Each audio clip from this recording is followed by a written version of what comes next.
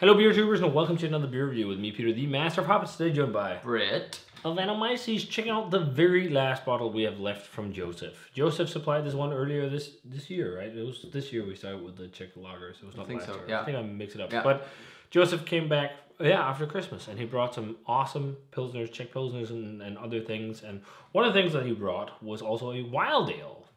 But we haven't had time to crack into this one, and since the wild ale is one of those like styles of beer, you think, yeah, that can sit in the cellar for a bit.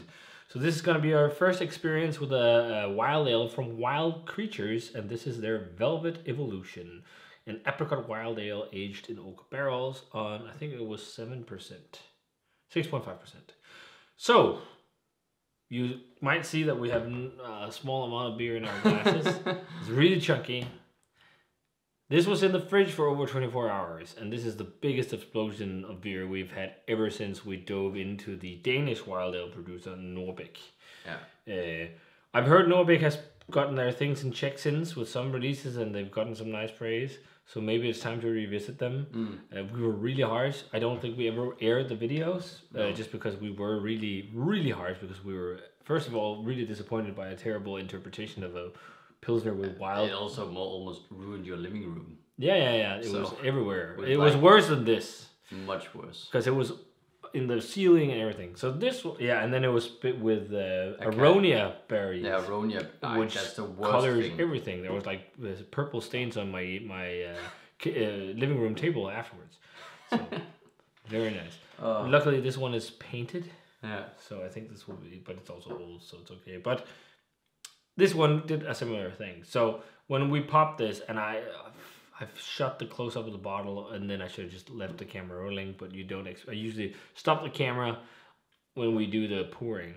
And as soon as I took the cage off, Tobias noticed that the cork was coming out, and then I was putting my hand on it, and as soon as I took it out, it was like fountain of beer. And this is 750, and we got probably like half. 33 centiliters. Yeah. Maybe a little bit, maybe 40 centiliters out at the end. So everything gushed everywhere.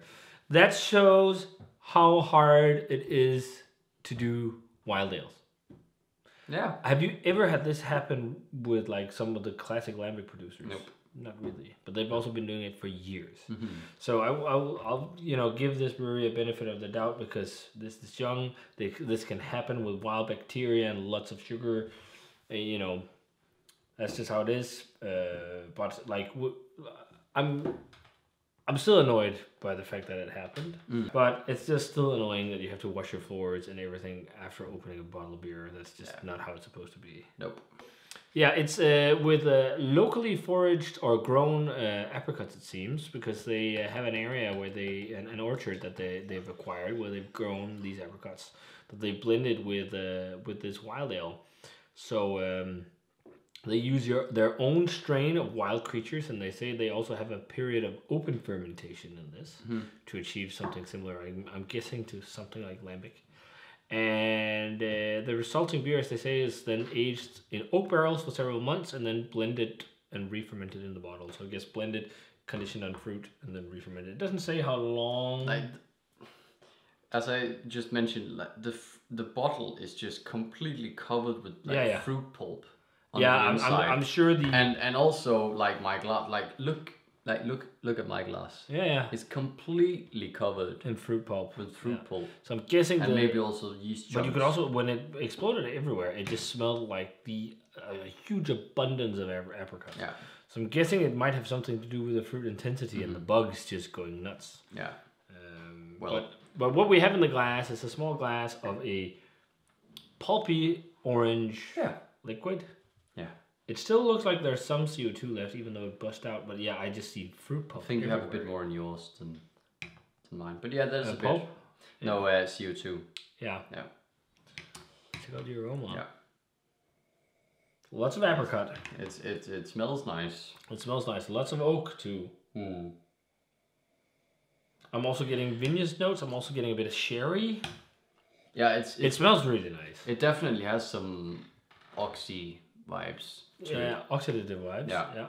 But that's probably why you're getting porty sherry notes. Yeah, but it's also from 2020. It's been in the bottle for a while. Yeah, it's a mix of like the fresh apricot but then also like a barrel, and then also jammy, like marmalade compote-y. Yeah, but I think that's a part of that slightly oxidative kind of. And possibly also the saturation of fruit. But I think it's like there's not much funk. I mean, there might be a subtle undercurrent of something, but it's so heavy on fruit that it dominates. There's a bit of maybe like a hay note or something. Yeah.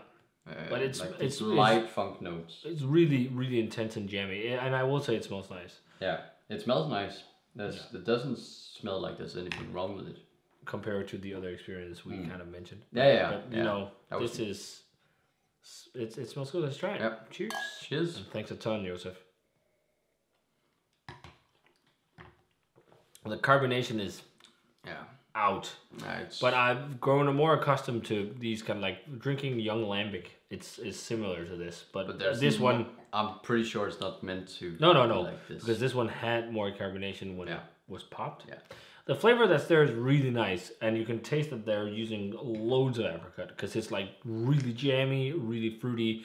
It's actually got a really well balanced sourness. It's not that sour, to be honest. It's light sourness, but I also feel like it's a little, and I don't know if it has something to do with the carbonation, but I feel like it's almost a touch watery. Like it doesn't have that, you know, substance. But I think that could also be possibly, if there's loads of fruit pulp in one, it could almost be like a separation, pulp and beer. I don't know, or it just feels watery because there's a lot of pulp and no carbonation to lift everything. Yeah.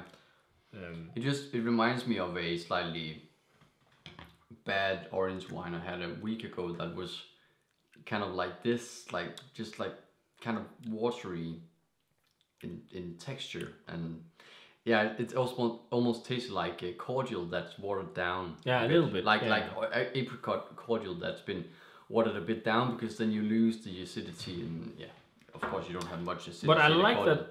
But I like that the acidity is well balanced. Yeah. And I think there is an amount of drying, like oaky woodiness, which is nice. There is a soft, interesting, almost like weird minty, cheesy funk, but it's super light. I think it's maybe more.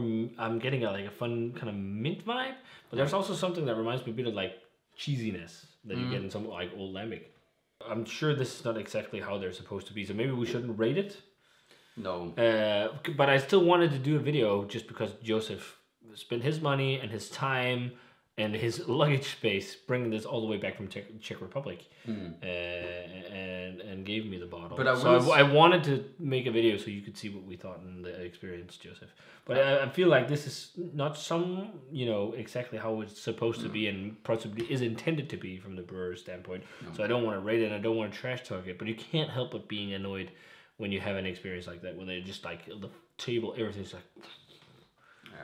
Like you lose more than half the bottle. Yeah. It's an annoying experience, but it tastes like there's a good beer hidden somewhere in here. Yeah, and especially because I think it doesn't have that much funk in the aroma, but I think the aroma is very promising. I just feel like and it's tough to say if it's because of a bad bottle, whatever. Yeah. But there's just some kind of substance or depth missing, in like taste wise. It just falls a little flat, but also because you don't have any carbonation left. Now it's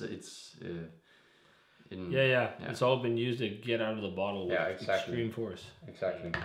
But no rating for me. It tastes like there's a good beer hidden in there, but I can't rate this. No. It's not how it's intended, and it seems like flavor profile wise, there's something hidden in there that's really nice. I think it's just really dull right now, and as you said, kind of watery, and chunks everywhere. Like, it would have been nice to pour this without disturbing sediment and just having a nice pour. But things like this happen. And thanks a million, anywho, Josef, for providing this. So it'd be fun, like, if any of you guys have had this, you guys can tell us how it is, especially if you've had it without this happening, when you probably popped it the first time. And also because we've generally seen this brewery getting very good praise. Yeah. So I think we were maybe just unlucky. Yeah. But that's how it is with wild beers. Sometimes. Rarely with the great acknowledged producers. It rarely happens. But if you guys had this, let us know. As always, remember to comment, subscribe, check out the Facebook fan page and Twitter and Instagram. Give this video a thumbs up if you enjoyed it. Ring the bell for future notifications about videos. And we're going to say cheers. An apricot wild ale from the Czech Republic. And see you guys in another beer review.